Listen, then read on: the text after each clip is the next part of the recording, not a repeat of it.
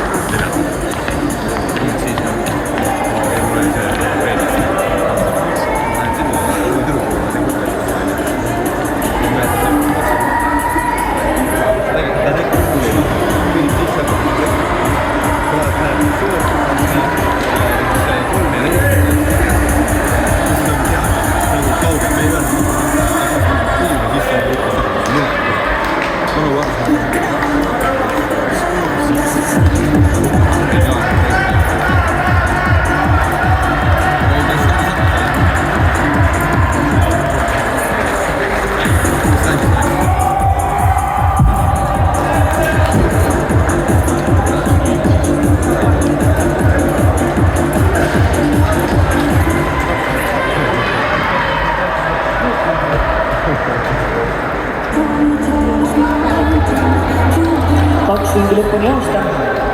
Liidriohta hoiab Helen Bell. Nüüd juba õige pisut maha jääb Naomi Tommenurme. Järgmises grupis jookseb Bianca Uhtjärv, Meimar Tatar ja Berit Kuusas.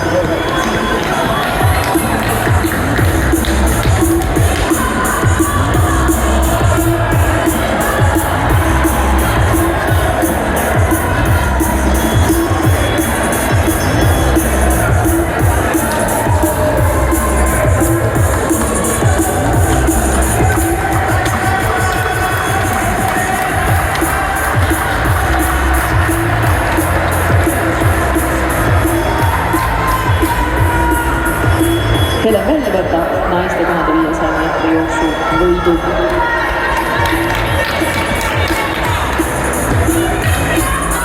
Naomi Tommenurme saab teise koha. Kolmandana jõuab üle finišijoone Bianca Uhtjärv.